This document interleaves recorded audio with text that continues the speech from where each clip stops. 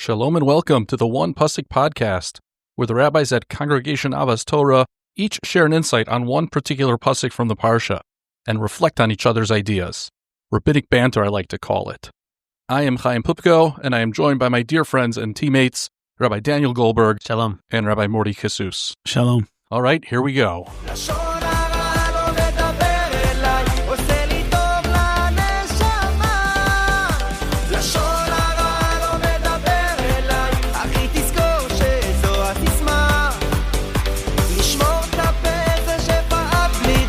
Our one pasuk for this week, Parshas Tazria Metzora, is found in Perek Yudalid, Pasuk Dalid, chapter 14, verse 4. V'tziva haKohen v'lokach lamitaher shtei tziporim chayos tahoros. The priest shall order 2 live birds to be brought by the person who is seeking purification. V'etz erez ushni solas ve'ezov, cedar wood, crimson stuff, and hyssop. We are talking about the person who is purifying themselves of tzoraas, which is a skin affliction that results from spiritual disease. And we're talking about this because now that the Mishkan has been established and Hashem is dwelling in the midst of Bnei Yisrael, the camp has to be ordered in a way that reflects the sanctity, the kedusha of living in the presence of Hashem. And so in Vayikra, we're getting all of these laws that have to do with different forms of sanctity and purification. And one of those is the Metzora and everything that a Metzora represents. And so I turn to my colleagues. Some of the necessary components to achieve atonement, like Rabbi Pupko mentioned, is shtei tziporim, etz erez ushni tolat ve'ezov, a very interesting collection of necessary elements. But the general idea of tum'ah and tahara, as it stands, is extremely complex and complicated and way beyond our comprehension. But why 2 birds? If you're bringing some sort of korban element together with these other components, you would imagine that 1 bird should be sufficient. The Zohar HaKadosh comments on this requirement of shtei tziporim hayot tohorot, that it requires 2 birds because 1 is for the evil speech of Lashon Hara, and that's obviously what is the catalyst for this entire episode, and 1 is for the Lashon Tov. Now that is a very perplexing statement, because I understand good and well why I would be required to bring an atonement for evil speech. But what is the intention of the Zohar when he writes that we also have to bring a korban or a bird for the Lashon Tov, for the positive speech? And he says the following, very insightful idea, that people who are guilty of saying Lashon Hara, they see the world a certain way. Someone comes towards them, and what they process is the negative. Oh, this guy, he looks like this, he walks like that, he dresses the other way, he thinks like this, he's from that camp, this camp. Right away, he has all these negative ideas that come to his mind. That is certainly something that requires atonement.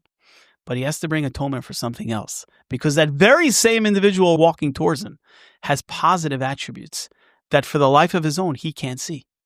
Because of his perspective, he's not able to see that that very same person that he has all these negative things to say about has also some positive attributes. And if you can't see that, it requires atonement as well. So it doesn't necessarily mean he's bringing a bird for the Lashon Tov that he did say, but rather for the Lashon Tov that he should have said. And because he doesn't have this ability to see others in a positive light, we require not just 1 bird for the evil speech, but 1 bird for the positive speech that he neglected to say over. That's beautiful. And I love how it combines 2 values, 2 lessons that we're familiar with that we usually learn independently. Right? On the one hand, we're not supposed to judge people. Al tadin es chavercha ad shetagil imkomo.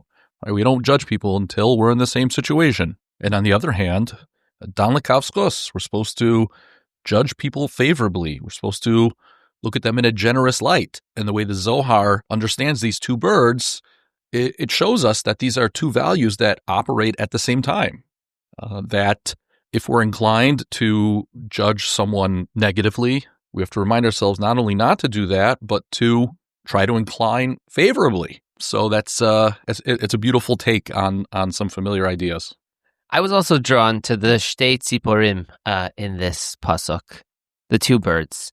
And the procedure, as I understand it, is one of the birds was shechted and given as a karban. The other was actually let free, was actually set free in the wilderness. It was brought, meaning it's part of the ritual process, but it was not given. There was no hakrava of that actual bird. It was set free. And the Ramban draws a connection between a very parallel avoda, which is the avoda on Yom Kippur of the Sar Hashem and the Sar HaMishtaleach, where you take two identical animals which have polar opposite kind of fates. One given by the Kohen Gadol on the holiest day in the holiest place, and the other kind of unceremoniously thrown off a cliff and killed, the Sar HaMishtaleach. And here too, we have one that is given as a karban and one that gets to live out the rest of its life, that gets to fly away. And I think that this takes us to an adjacent point. And the message is for this person who, again, we generally associate tzara'as as a spiritual disease that emanates from Lashon Hara. There are other associations in Chazal between different spiritual failings and getting tzara'as, but let's assume Lashon Hara leads to tzara'as. So the message here is really, it's similar to the message when it comes to the Sar HaMishtaleach and the Sar LaHashem and Yom Kippur, which is the kind of inscrutability of our world, a sense of randomness that, or at least what we perceive to be. Obviously, there's no randomness, but there's a sense that we really can't judge, that two animals that seem exactly the same by all reasonable measures have dramatically different fates. And I think what the Torah is communicating to the person who was afflicted by tzaras, to the Metzora, is that you passed judgment on someone. You spoke negatively about someone. But the fact is that you have no tools to really assess people's behavior and their life and their fate. And two exactly identical birds can have completely opposite fates. And we just don't understand. These are beyond our capacity to really appreciate. And I think that that's such an important message for our lives, that as we look at people, we don't have the tools to measure and judge other people and their experiences and their behaviors and the cards that they were dealt, because the exact same people could end up with dramatically different lives and different hands. And it's a very humbling message. I feel like it's one of the most difficult things. We talk about how like Lashon Hara is so hard. How does one be that careful that everything that they say, that they don't speak Lashon Hara? But I think judging people, is just as hard. First of all, it's instinctive, right? You see someone, it's almost like your mind has a mind of its own. Like your mind is independent. It automatically assumes something. It's so hard to not be judgmental. Yeah, and we're judging creatures. Right? We're constantly making evaluations of, how safe is this environment, and how, Hashem programmed us to be, for our own safety. You always have to be making certain judgments. But the question is, do you have a mechanism? Do you develop a mechanism in your own mind where you are questioning your initial judgments? Meaning, how much are you on autopilot and whole cloth adopting and then sharing your assessments of people, and to what extent do you have that internal dialogue? And it says, hey, look, I'm looking at this person, but you know what? I don't know how she was raised. I don't know his experiences. I don't know what he's struggling with. And to the degree that you can train yourself to have that internal dialogue, so then that's the key. You'll prevent yourself from then articulating to other people, your natural impulses, which can sometimes be bad impulses. Yeah. But I think that's the key, understanding that as humans, we have a tendency to make those judgments, and then it's critical that we apply the dialogue, the internal dialogue that you said. I remember I once went with one of my classes from Mariah to the Museum of Tolerance, and one of the people that met us at the door told us some fascinating facts and data about what it's like for a human mind initially when it encounters something. And he quoted a study that was done by a marketing team. And they said in the first 11 seconds that we meet somebody, we make X amount of judgments. And exactly. It was mortifying. It's like embarrassing to think that like, I do that? I don't do that. I'm not that type of person. And then you realize, and she starts pointing out that when you met me, you wondered, do I live in the city or am I from? All these things are, and as she said, prejudice, which comes from prejudge. And we look at people, but it is human instinct in a lot of ways. And what the Torah is asking us to do is apply the internal dialogue at that moment and say, I know nothing about this person. And just because they're doing X, it doesn't mean that they're evil. It could be that their life's experiences are something that brought that about. And the more we can, allow ourselves to be human on the one hand, but require ourselves to a higher standard by way of that ability to apply context to some of those judgments, will be an area that we can constantly be working towards to remove some of that natural approach to it. Yeah, and I think a lot of times these conversations and conversations around being dan l'kaf zchus, they can be simplistic, and you can take them to mean that you have to be naive. And I don't think the Torah wants naivete from us. I think the Torah doesn't want us to be slaves to our initial impulses and wants us to have the humility and the generosity of spirit to imagine for ourselves that we don't have the whole story and to withhold judgment and try to give the benefit of the doubt. There's stories of gedolim, wonderful, pious people who I'm in awe of them, who can look at a highway full of people on Shabbos driving in Israel and you say, wow, terrible. So many people are going to the hospital. It could be that I believe there are people who are holding on that level. But again, I don't know that for most of us, that's something that's attainable. I don't think that the Torah requires us to see the world through rose-tinted glasses, but balancing humility and the limitations of our understanding and the generosity of spirit. I think that that's what we're trying to do here, and to build those muscles of not just being slaves to our initial impulse, which can easily be a negative impulse. It's funny you mentioned that, because I had a friend who had a Rebbe in Israel who, whenever a guy walked in late to shir, they would play the dan l'kaf zchus game. And he would go around the room and everyone would have to come up with the most creative reason why this guy was late to shir. That is the most passive-aggressive thing I've ever heard of in my life. The reason he was late because he was walking and he saw an elderly person who needed to cross the road, and they were walking them, and they happened to ask them also to help them change a light bulb in their apartment, right? And they would try to see who could come up with the craziest thing. But I think maybe the Rebbe was teaching them that they can be the gedolim and look at any situation. Anyways, so first of all, I had this with a pasuk like this, which is a little bit obscure. I thought that both of you guys might make a connection with Pesach, because on Pesach they also take Azov. There's connections that people make, but nobody did, which is good. So thank you. So it's fascinating. There's another connection to Sukkos, actually, because there are 3 minim here. There are 3 species of branches that you are supposed to hold together. And then you have the fourth of the minim. You have the tzipor in the other hand, and you're putting all 4 together, and then you're shaking them. And the connection to the arba minim of Sukkos it's striking. Once you see it, you can't unsee it. So it's a pretty amazing connection to Sukkos. So not only do we have Pesach connection here, you also have a Sukkos connection. Jumping ahead, Tesvav. Yeah. Very good. So because I was concerned that you guys were going to talk about Pesach, so I tried to go in a different direction. And so I just wanted to make maybe an observation or two.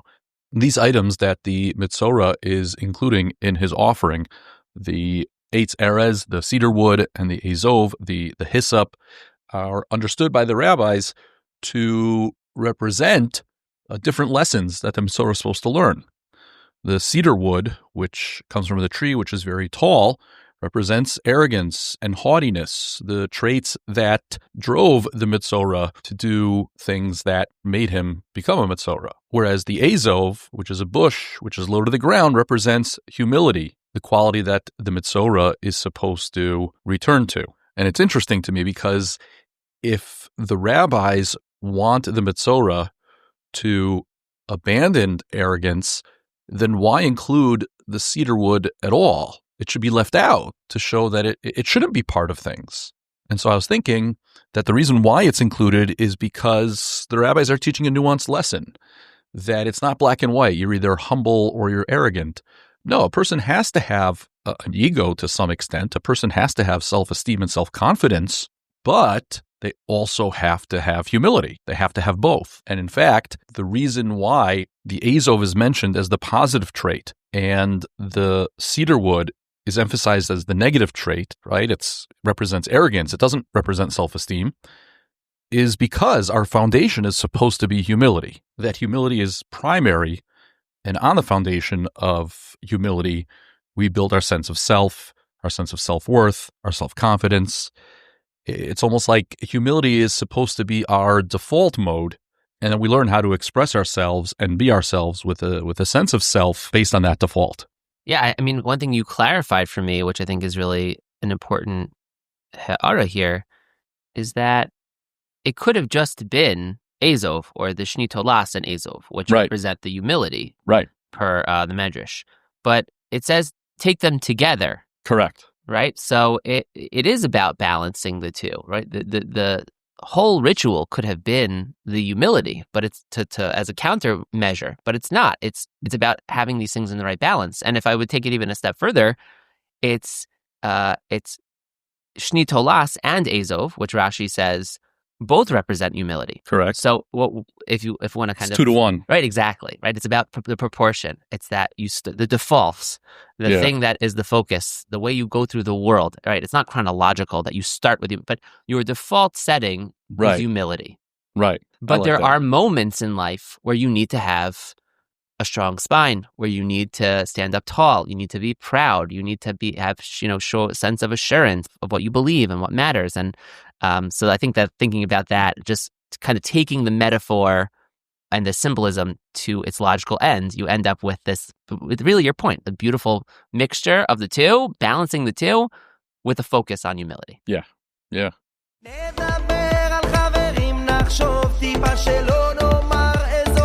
שמשפילה פה בתוך הפה יש לנו את הלשון נעשה הכל למנוע כישלון כי ככה הכל פורח והיום זורח מה שאבקש ממך זורח